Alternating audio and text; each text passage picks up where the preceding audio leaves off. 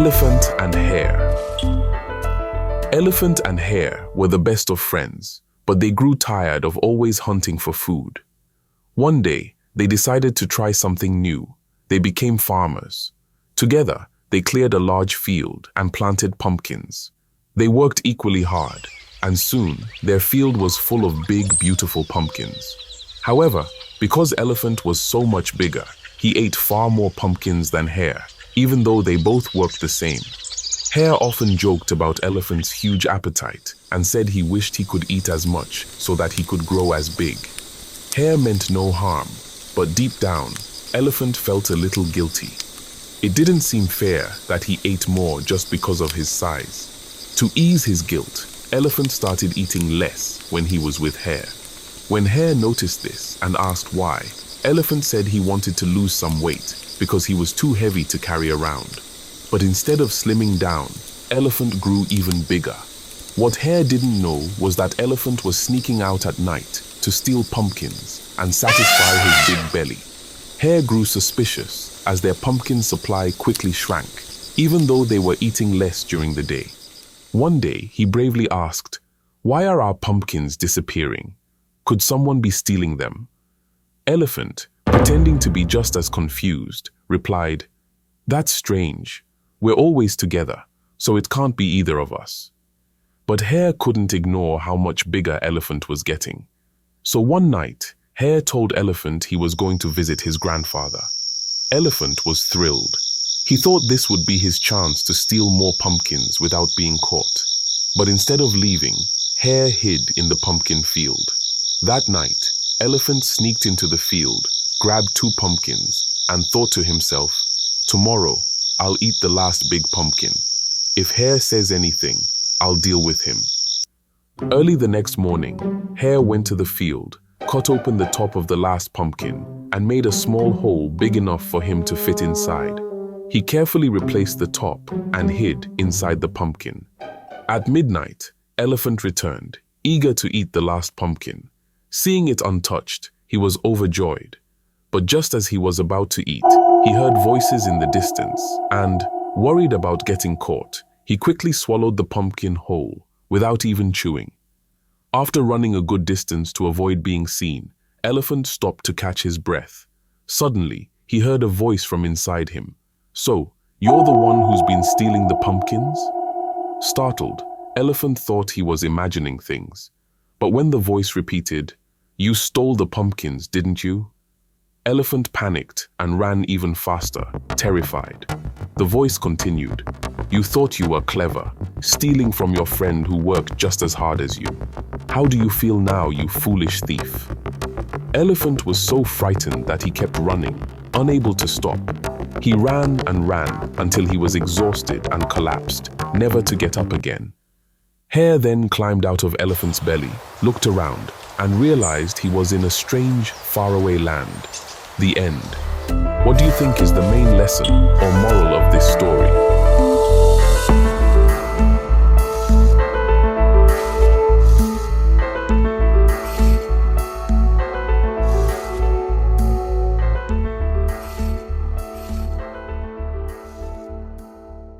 Baboon and Hare were the best of friends, and Baboon always treated Hare kindly.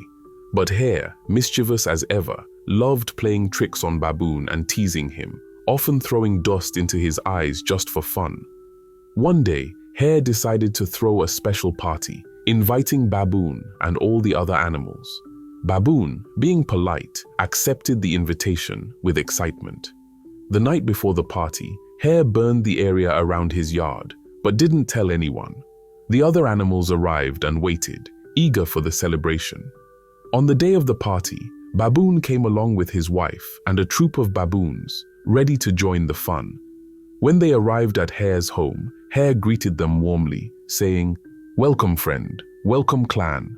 Before we drink, we'll feast on meat to honor my ancestors who watch over me. And after that, we'll drink so much that if our bellies were lakes, boats could float in them." The baboons were excited, but before they could eat, Hare added, "But first, we must wash our hands. Let me check them." When Hare inspected Baboon and his troop's hands, he exclaimed, "Oh my goodness, Your hands are filthy. You'll need to go to the river to wash them properly." The river was far away, but Baboon and his troop obediently rushed off, walking on all fours across the burnt ground. When they returned, Hare looked at their hands again and said, "No, no, they're still dirty. Go back to the river and wash them again." Once again, Baboon and his family hurried to the river. But by the time they returned, all the food and drink had been finished by the other animals. Not a drop or a bite was left. Hare burst into mocking laughter, leaving Baboon and his troop feeling humiliated and empty-handed. Sadly, they returned home, disappointed. Some time later, Baboon came back to Hare and said, "I'm holding a special ceremony in honor of my late father, and I'm brewing some special fermented porridge for the occasion. I'd love for you and your family to join us this Saturday." When Saturday arrived, Hare and his family eagerly went to Baboon's home, arriving just after breakfast. They were greeted by the sight of pots and pots of frothy porridge, bubbling and ready.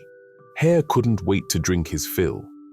Baboon invited Hare and his family into a small hut and gave them a ladle of porridge to taste. Hare sipped and said, This is excellent." His family tasted it too and agreed the porridge was wonderful. But little did they know, Baboon had something planned. While Hare and his family were tasting the porridge, Baboon's wives were busy placing all the porridge pots up in two very tall trees.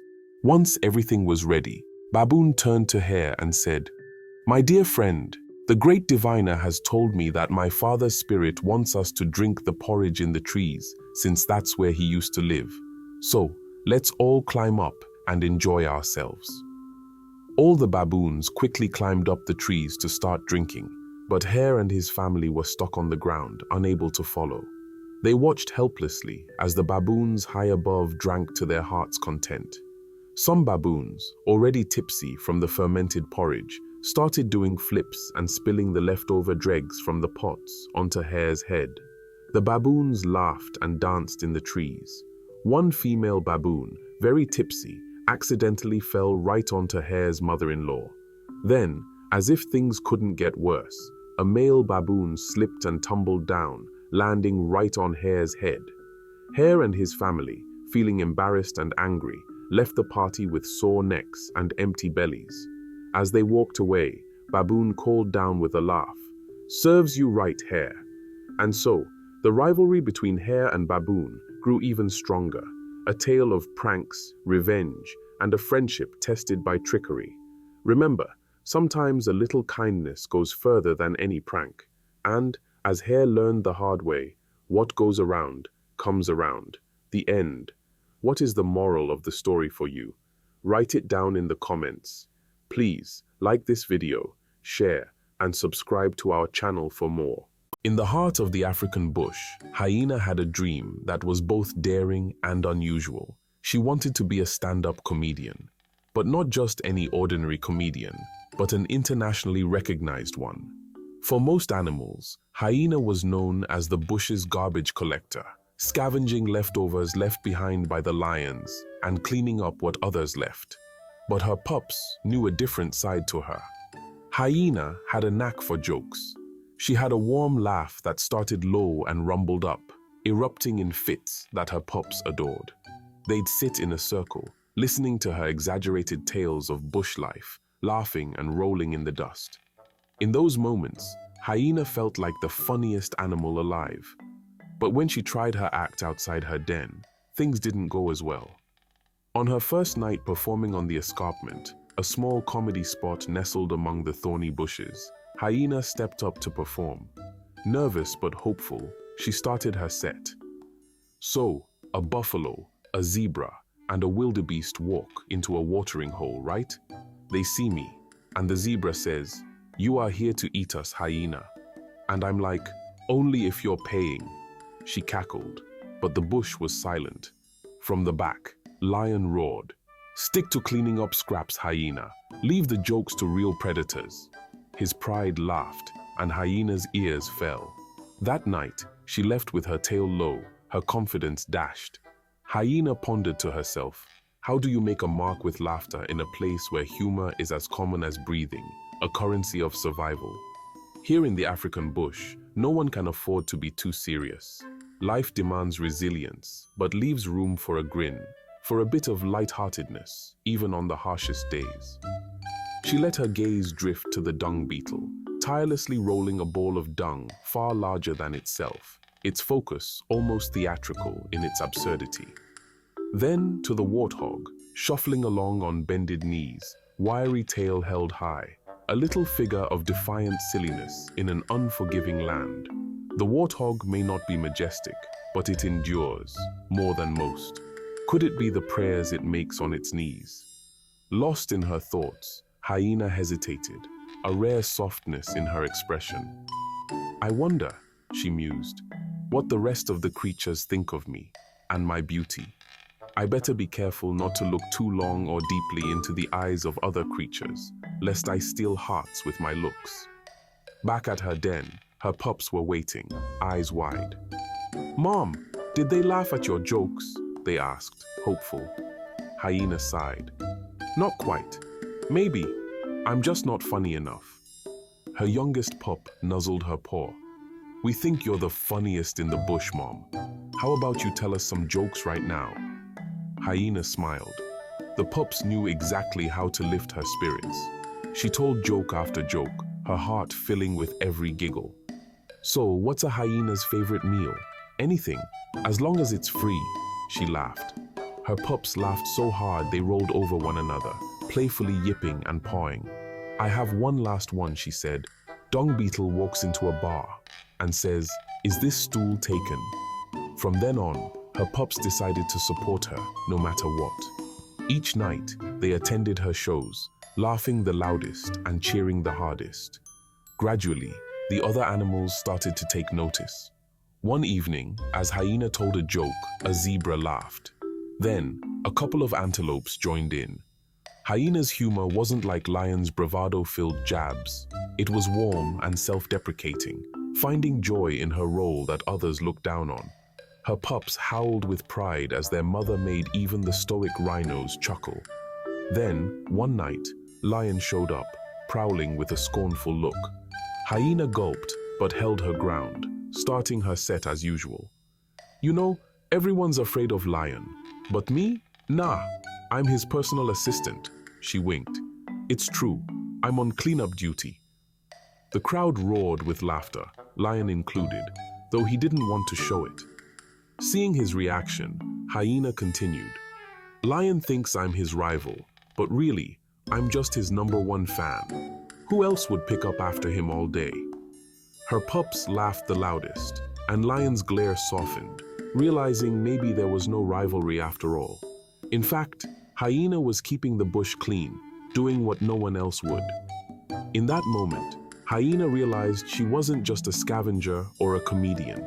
She was a hard worker, a loving mother, and a bush hero who found humor in life's messes. The pride in her pup's eyes made her stand taller, her laughter ringing louder than ever before. From that day forward, Hyena's shows were packed, and even Lion would occasionally stop by. The animals respected her for her humor, her hard work, and her unbreakable spirit.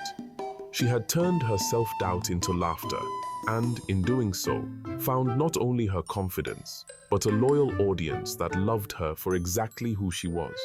And so it went, until one day, a creature walking on 2 legs ventured into the bush and chose to stay. But that's a story for another time.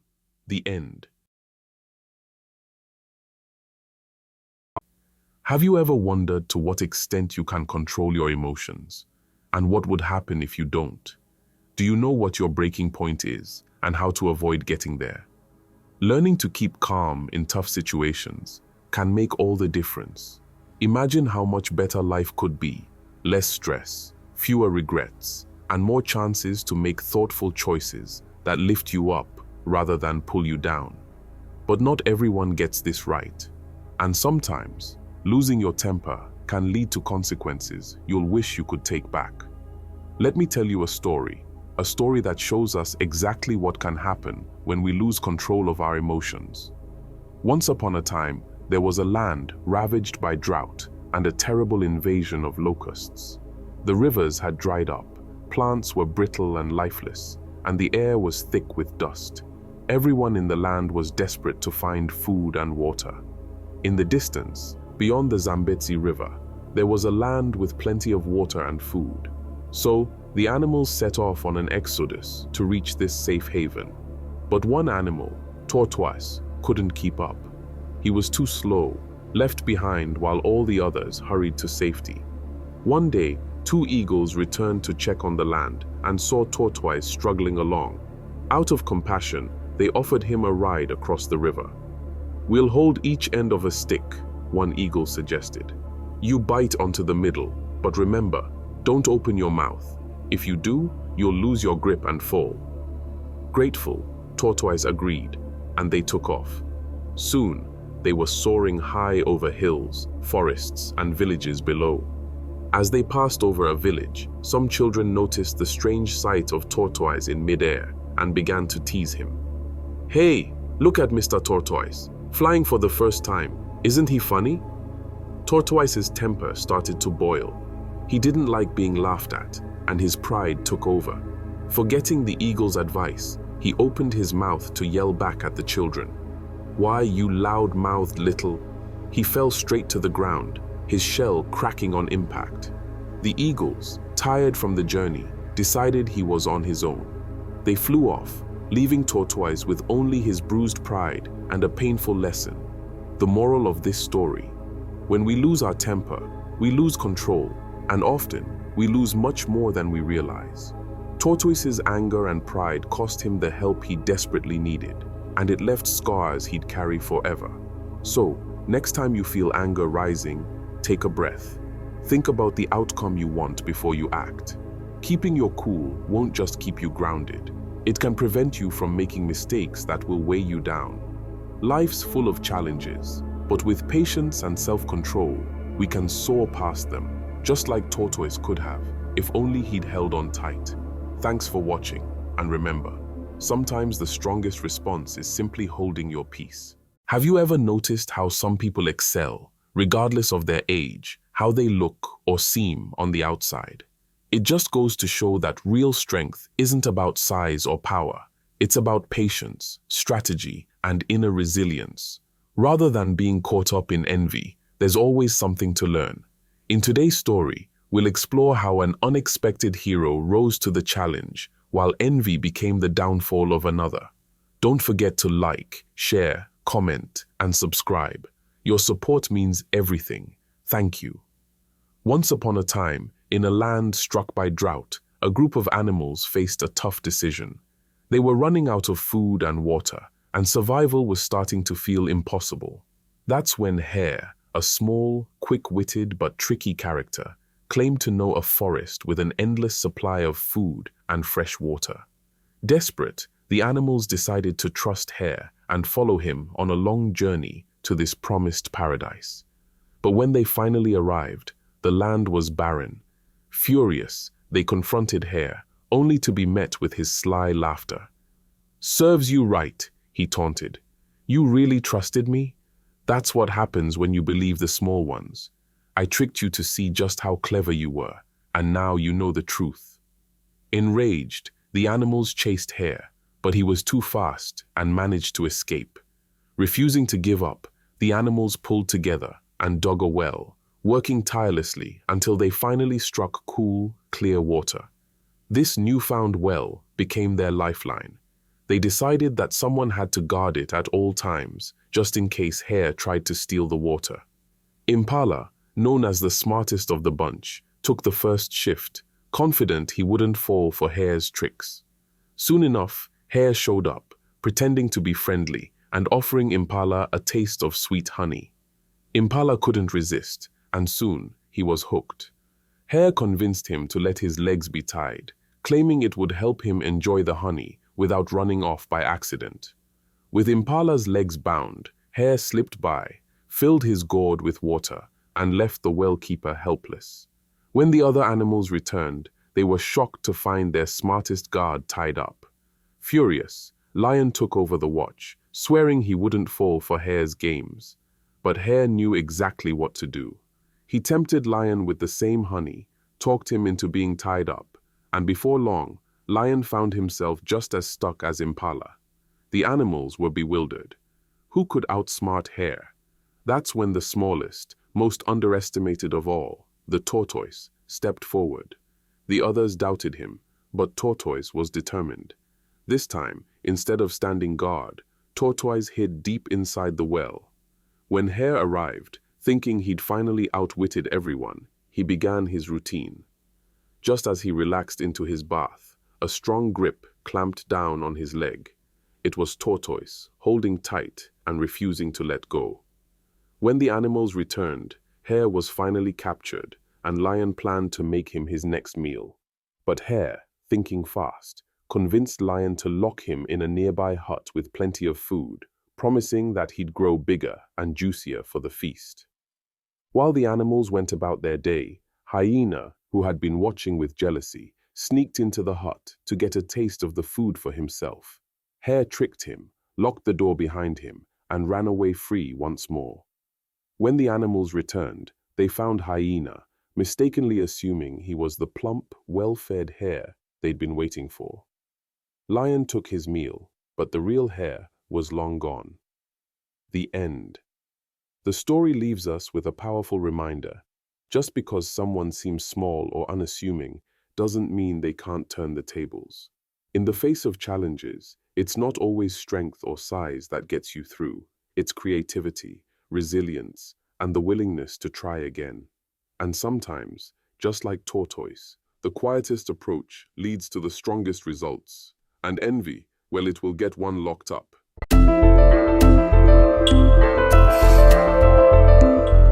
The Tug-of-War.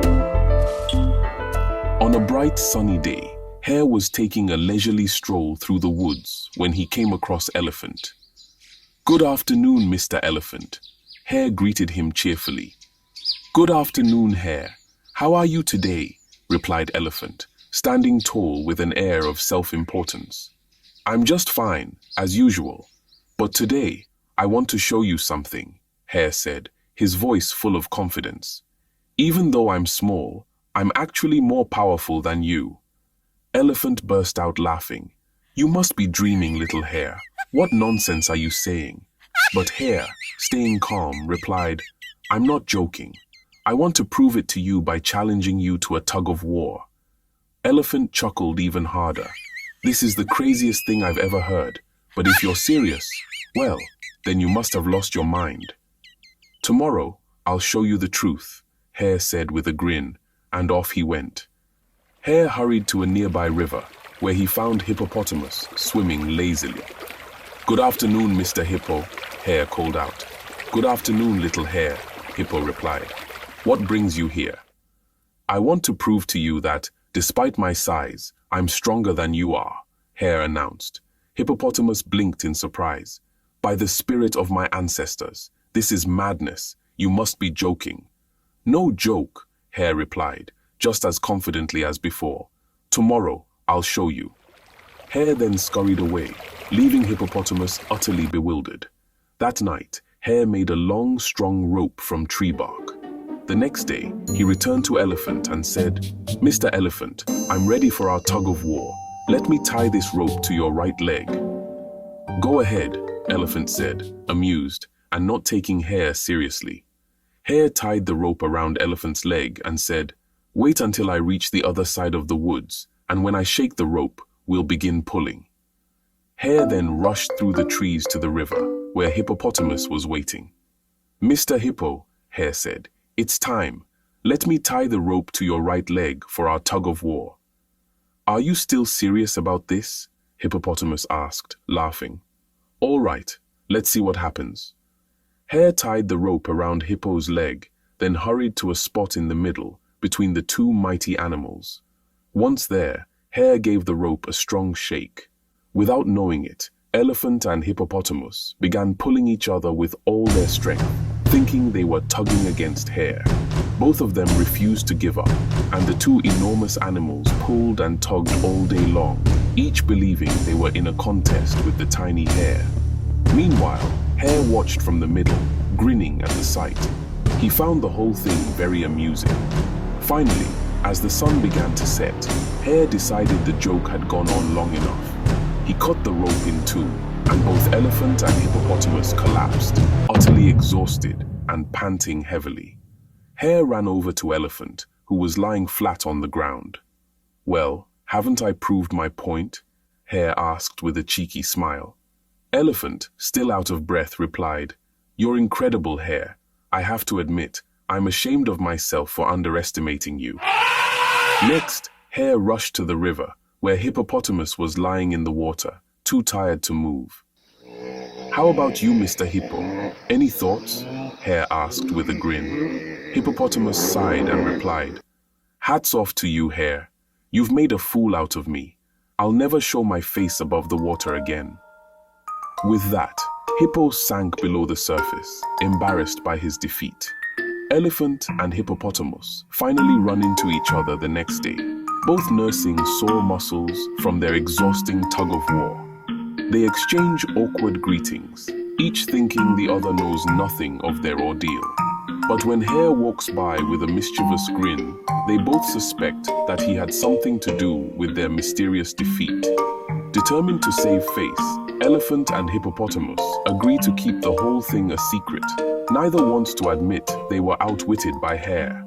But as they part ways, a guinea fowl who overheard the whole conversation flies off and spreads the story around the forest. Soon, all the animals are laughing about the tale of Elephant and Hippopotamus, who were bested by a tiny hare's clever trick. Realizing they've become the laughingstock of the woods, Elephant and Hippopotamus can only chuckle, embarrassed, but impressed by Hare's wit. The end. What do you think is the moral of this story? What lessons have you learned? Write it down in